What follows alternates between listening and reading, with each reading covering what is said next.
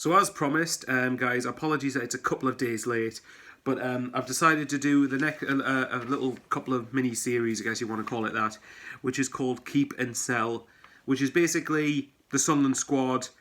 Just to make this very clear, I am not going to be including youngsters in this. I'm not going to be including however god many players that we've got, because if I do that, I'm going to end up missing people out. So I'm talking just players that are either in the first team squad, or players who are on the first team squad, or are on the brink of trying to push into the first team squad. So they've officially got squad numbers, basically. Feel free to correct me in the comments below on any of these videos coming up, if there's anybody I've missed out. But I'm going to try and spread this across 3 parts, just so it's not very long and you're not going to get bored.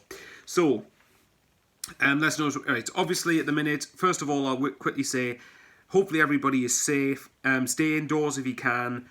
Try and take this as seriously as you can, because this is a worldwide pandemic, and the sooner that we all deal with it together, the sooner this is going to be dealt with. So, fingers crossed that it's over soon enough.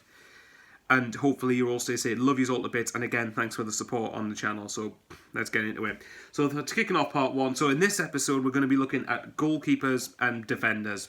So this will take us across a dozen or so players, more or less. So the first one, John McLaughlin. John McLaughlin, obviously, his contract's expiring at the end of the season. Well, I was going to say technically it would expire at the end of the season, whenever the end of the season is going to be.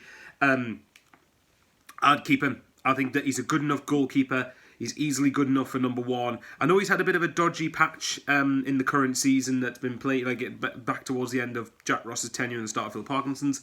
But I think in general he's a very good, solid keeper. And if it weren't for him, we probably would have dropped quite a few points, which says a lot about Sunderland, I think. Lee Burge is another one. More than the games. I mean, granted, he's only played probably less than half a dozen games across all competitions, I would think. But in the games that I have seen of him, I think he's more than good enough. So I think he's definitely someone that's worth holding on to. As a number 2, push John McLaughlin, and good, healthy competition for the two of them. Anthony Patterson's an interesting one as the final goalkeeper on this list, because if you look at Max Stryjek, I wouldn't have been against having him as number 2 when Robin Reuter left at the end of last season or last summer. Have him be number 2. Because if you're not going to make it in League One for Sunderland, when are you ever going to make it? Patterson's kind of the same. I think that if we had to sell one of McLaughlin or Burge, I would have Patterson as the number 2 to try and maybe get his experience up. And, he's someone from the academy, which, of course, obviously, as a fan, you're going to have a bit more sentiment attached to that. But obviously, that doesn't automatically mean they're going to do it in the team, does it? But if a loan offer came in for him, I wouldn't complain with that. I think he needs to go out and get some experience of actual first-team football. But likewise, we'll see what happens with that one. And now we're going to move on to defenders. So this is going to be a fun bit. And we've got Conor McLaughlin. As I'm sure all of you know by now on here, I'm not a big Conor McLaughlin fan. I don't think he's a very good right back. I think that and it's not really, there's no excuse for him to be like that, to be honest, because the last time he was in this league, and granted it's a few years ago, but he's not even past 30 yet, or at the very oldest, he's pushing on the brink of 30 years old. When he played a few years ago in League One, he got into League One Team of the Season. So really, he ought to be showing a bit more than what he has been. But when he's played for Sunderland, I think he's looked very suspect. I don't think he looks good defensively. I think he looks awful going forward. He leaves that much of a gap between the wide player of the opposition we're playing and himself, which isn't good enough. He doesn't close crosses down. He's not very quick. I'm sure he's a lovely bloke and all that, and don't get me wrong, I'm trying hard not to single him out here, because there's a lot of people that do that too much with players, in my opinion, and I try to avoid doing that. But Conor McLaughlin, I'm sorry, I could see from a couple of games in that he wasn't good enough. So best of luck, mate, if he goes. But I really hope we need a competent right back. We've got Jack Baldwin, who of course is on loan at Salford City. I'm in with the minority here. I didn't think Baldwin was that bad. I mean, if you look on season 2 of Sunderland Till I Die, for instance, there was an episode. In the last episode, I think it was after the Coventry game, when a caller to Total Sport, BBC Newcastle, said they've never seen such an abject partnership as Flanagan and Baldwin, and I disagree with that. I don't think both of them are as bad as what people made them out to be. I think Baldwin got a bit of a short end of the stick. I think, yeah, you could say he makes a mistake, but I think 8 times out of 10 he was solid enough when I watched him.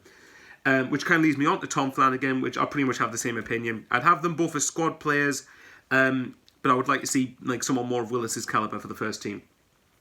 Joe Lynch. This is a hard one, this. He's one that Lynch, I'd probably sell or let go because I think he's pushing on to the brink of 33 now, and although he's got a bit of muscle on him and he's got to build someone like in League One, I think there's technically better centre backs than him in the squad. Ozturk, I definitely think he's good enough for League One, but I think I'd like to see someone with a bit more pace. I'd have him in the squad, so I'd keep him for having him in the squad, but I wouldn't start him. Jordan Willis, keep. Nothing more needs to be said there. Hume. A lot of people have been giving Hume a bit of a rough time recently, and I don't believe that's very fair. I think that Hume is obviously a young player. He'll obviously get better with experience. I'd keep Hume. Declan. Now, the last two obviously are two loan players, Declan John and Bailey Wright. Firstly, on Declan John. Declan John has barely played any football since he's come here. So if he's come here just to warm the bench, get rid. Go. We want to see players that are going to be pushing for a start and actually challenging Denver Hume for a left-back position. And Bailey Wright, at all costs, whatever league we're in, which is probably going to be League One, embarrassingly, he's going to be League One again. Keep him. No more needs to be said. So, right, guys, so I'm sorry, I'm going to be rushing through all these players. That concludes part 1.